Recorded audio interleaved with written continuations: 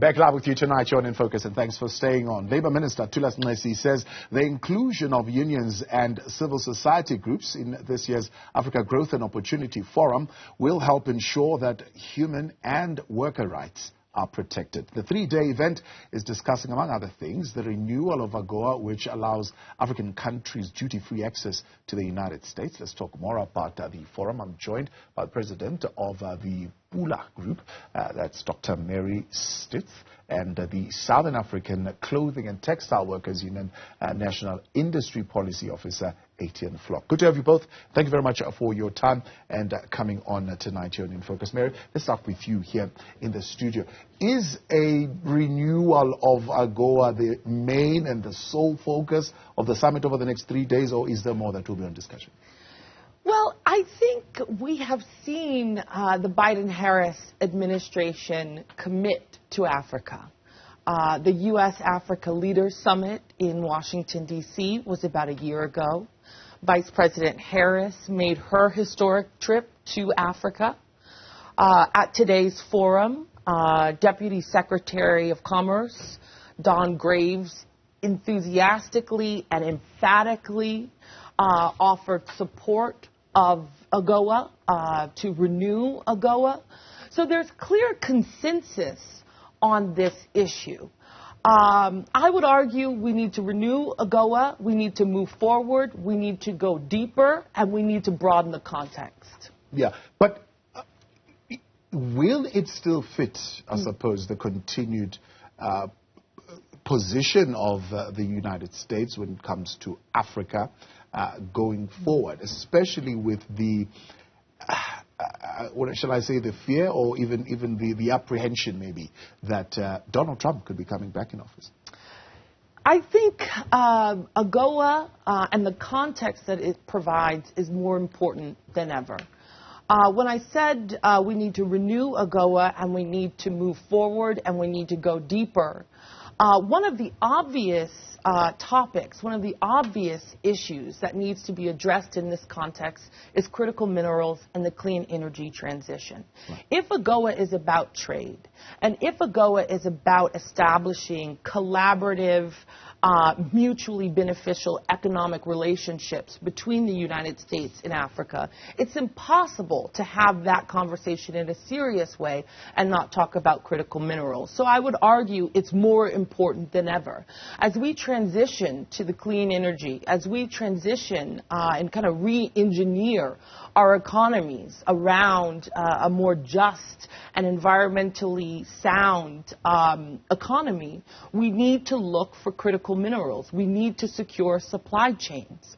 Where else in the world should we go beside Africa? This is an opportunity for the world to hit its development goals, for the United States to hit its development goals, and for Africa to hit its development goals. So I would argue once again, let's renew Agoa, let's broaden it, and let's be mindful of the context and the moment in which we are in. Africa is more important than ever. By 2035, by 2050, we've got some really ambitious climate goals, and we can't do that without stabilizing and securing supply chains on the continent. So I would argue it's more important than ever. Climate goals expanding and the moment that we are in now. I'll come back to that in a moment, but let's bring in Etienne now. Etienne, the textile sector, the apparel sector, said to have been one of the sectors that would have benefited from this agreement. How so? Well, firstly, good evening, Thabo, and good evening to Dr. Mary. Thabo, when you look at the profile of the goods that are being exported from Africa to the U.S., a very large part of it is raw materials. For instance, about 2/3 of it is petroleum. And then you've got many other raw materials such as cocoa, copper, etc. So for us, one of the major problems at the moment with Agoa, and something that we need to address, is how do we export more industrial goods? How do we export goods, more goods that have been manufactured on the African continent, where value has been added on the African continent? And one example of that is clothing, as you mentioned. So that's one area where there's been some success, and success in Southern Africa, success in Eastern Africa, and some successes in other parts of the continent. We've been able to manufacture garments add value on the African continent, create jobs in manufacturing on the African continent, and send those products to the US. And that's important because, in order for the continent to grow, in order for the continent to create jobs, in order for the continent to ensure that more and more people participate in the formal economy, the manufacturing sector is key. And hence our emphasis on trying to move away from exporting raw materials to the US and manufacturing more products as we do with clothing. So is that the conditionality that is attached to the textile rules? In other words, from the country of origin. I believe the 35% rule does not apply to textile, but what are some of the specifics? So for instance, at the moment, most countries are able to import fabric from other parts of the world and make garments on the African continent and export those.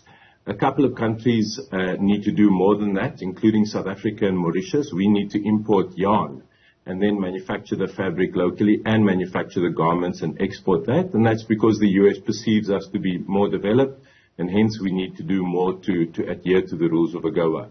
We think that there's some space for the rules to be relaxed around South Africa, especially because our textile industry, Thabo, has taken a great hit in the 2000s and part of the 2010s. We don't have the capacity anymore. So we think there's space, for instance, for those rules to be relaxed to allow us to start exporting more garments to the US. But Thabo, this is crucial because for us, this fits into the African Continental Free Trade Agreement. The more we are able to trade inside the continent with other African countries, and for instance, for the smaller countries to supply some of the bigger countries and establish industrial value chains which ultimately lead to exports to the US, the more jobs we can create on the continent. Right. Dr. Mary, the question of conditionality, I heard one expert saying, is one that would need to be broadly discussed, except for the renewing, is the fact that some of these conditions would need to be loosened maybe a little bit, or expanded, shall I say, to include things like, regardless of a country of origin, you should be able to export a finished product. Indeed. You can't do addition by subtraction. So the discussions around conditionalities, I think they're important, but we need to galvanize and leverage the momentum that we have both in the U.S. and on the continent. I think you saw it today at the forum. We need to galvanize that momentum and really push. One of the closing remarks at the fireside chat was, what can each of us do to really get this over the goal line? And it was a very specific directive and a very specific request. Yeah. And I think that's what we need to be asking ourselves now. You can't do addition by subtraction. We need to get this Agoa over the line. There are things that we all can be doing now to ensure its success.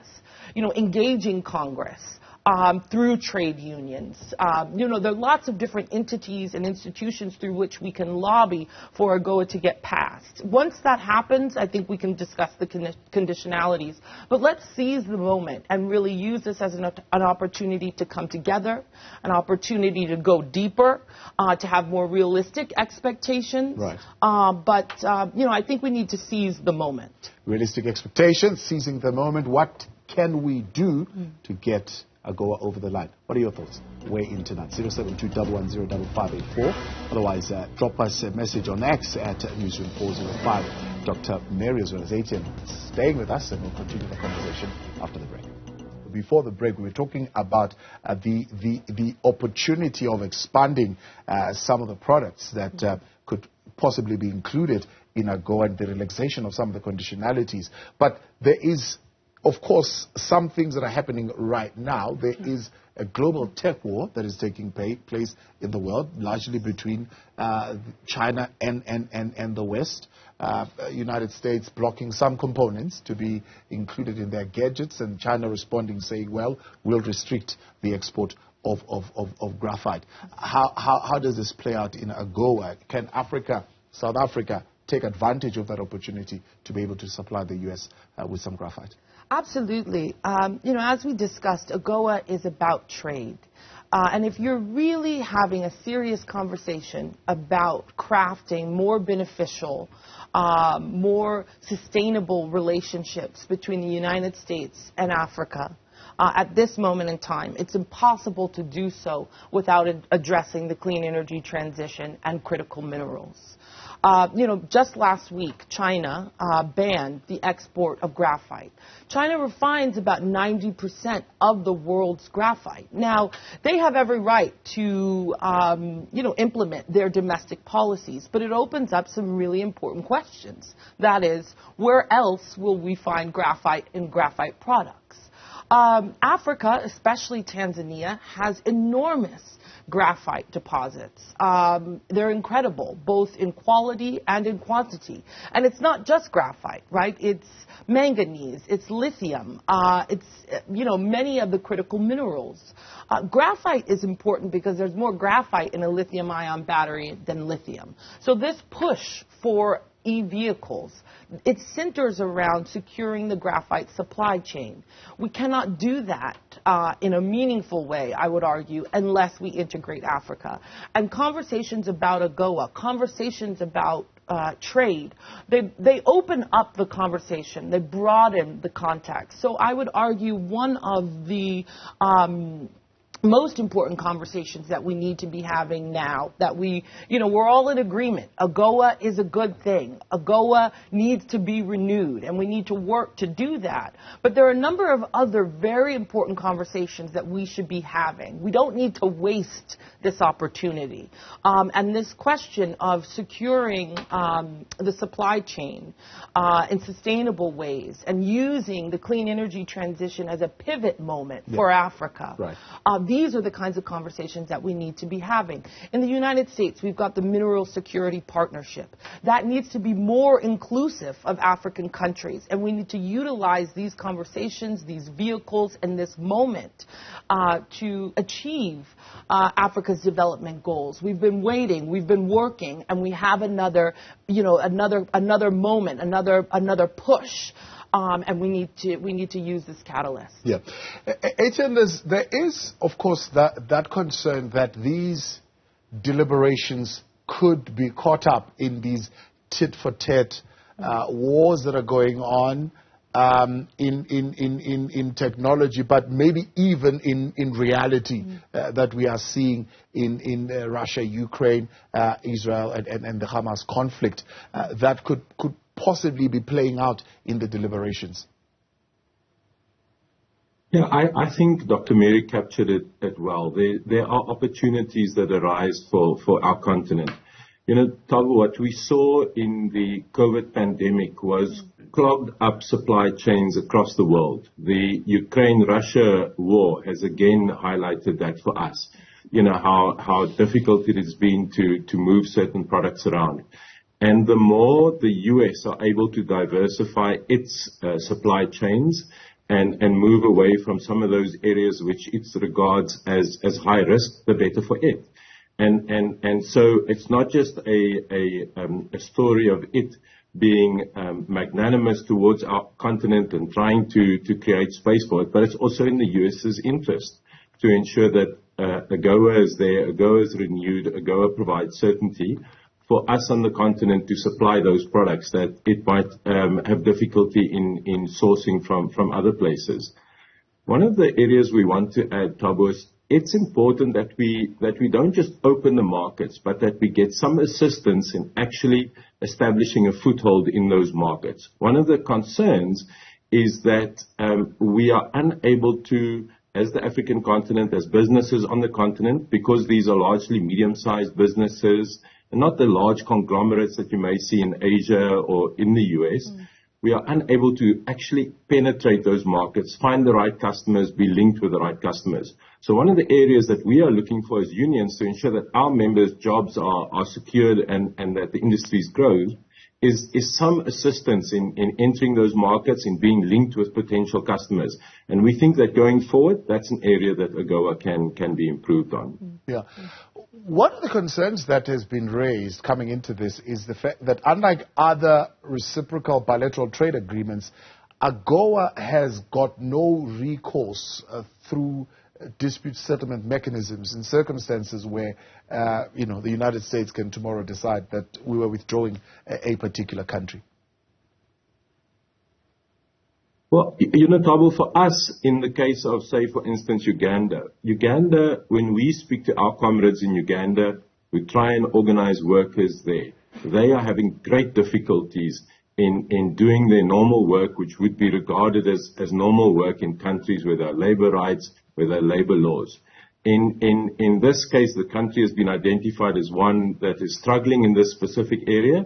And we think and hope it will act as an incentive for that government to say that we understand for us to be able to start exporting product again, we need to deal with this matter. So we think that the labor rights aspect linked to Agoa is important.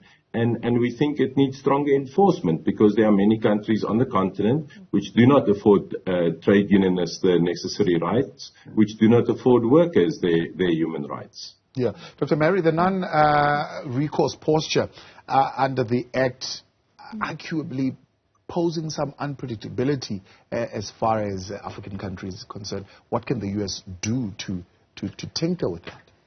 Well, I'll put it this way. Foreign policy is about using carrots and it's about using sticks. When you look around the continent, there are a number of countries, we track about 15, that are serious and consistently demonstrating their commitment to this democratic experiment, consistently demonstrating their commitment to free market reform, consistently demonstrating their commitment to labor unions and integrating those types of safeguards. And I think those are the areas of focus. The 15 that we track, they're primarily coastal. And I think those are, South Africa is obviously one of them, and those are the countries that we need to reward, that we need to listen to, and that we need to integrate. Now, that's not to say that the others should be ignored. I'm not arguing. It's not a zero-sum game. It's not an either-or. But again, in order to really galvanize the momentum of this moment, we need to look for success stories, and I think there are many on the continent to look to. Yeah. The other area that would not have existed 25 years ago is a lot of e-commerce that is taking place, and it was not incorporated in the previous Agoa agreement. In 2015, it was almost a cut and paste, and that, again, was not put on the table. It's one of the things that I suppose Congress would have to be thinking about. Absolutely. I mean, the question of renewal and enhancements was one that was brought up in today's discussion. And I think over the next few days, we'll begin to understand, what enhancing Agoa might mean, whether strengthening it may prolong certain aspects and what those trade-offs might be. But again, I would encourage Congress and Agoa supporters to keep the main thing, right? I mean, there are many nuances. I think Etienne has pointed out, distinctions between, raw materials and value addition. There are important kind of nuances and distinctions that we need to discuss. But I think we need to, for the time being, focus on getting this over the line. Yeah. The Act aims, to an extent, Etienne, to support the sourcing of local fabric and apparel from developing countries in sub-Saharan Africa, where it is available in sufficient quantities. Is there something else that we need to look at in terms of eligibility criteria governing this particular space? Well, we think the current conditionalities around democracy, around labor rights are helpful, and especially when it's being enforced. However, in the past, we were worried that it was there and wasn't sufficiently being enforced. We think it's helpful that we're seeing action. For us, more so than conditionalities at this stage, it's rather focused to try to see how do we move away from the raw materials and how do we assist companies to actually be export ready and to deliver products and to be linked up with customers. Those we think are the important things. Dr. Mary is right. Getting this over the line is important. But if we get it over the line and, for instance, it's just renewed for 5 years, it won't be very helpful. So it's both about getting it over the line and ensuring then that it's in place for 10 years, possibly 15 and even 20. So that Thabo creates some certainty for investors. It creates some certainty for our members working in factories, so that they know that this is going to be around for some time. And as you say, because it's just a law of the US government, may be taken away at any stage. But if we know that it's been signed, it's in place for 10 or 15 or 20 more years, it does create some certainty and negates the fact that it's not a trade agreement, as you said. Yeah. Trade preferences are not a panacea. Trade preferences are subject to conditionality, as we've already said. Trade preferences only work on dutiable trade. But the other concern is that trade preferences are subject to erosion. And how do we deal with that? Well, I mean, when you look at some of the opportunities that the continent provides from a trade perspective, textiles being a model, and I think an example of how mutually beneficial they can be. The moment itself is the motivation. I mean, again, looking at the critical mineral space, it becomes very clear very quickly that we can't do this without the continent. Yeah. And so it's unavoidable, right? And so if you're broadening the conversation and really looking at what the serious mutually held challenges for development are, you begin to realize that the motivation is there. The motivation, it makes itself apparent. So, that's why I encourage the forum over the next couple of days to broaden the conversation. Because in broadening the conversation, you begin to see, from a geopolitical standpoint, how reliant on one another we are, and what we need to do to protect these trade relationships. Yeah. I'm raising that because, for example, our poultry sector normally would raise its hand and say, ooh, we're seeing some erosion here to our own market because of the free trade area that we are creating around this particular product. So how do you balance that? What you're saying? Let's open it up. It's good, but also be able to, to protect the interests of particular industries, particular sectors. Well, I think it's, as you say, it's not a panacea, right? I mean, and really what governments do best is create enabling environments. What governments do best is convene players.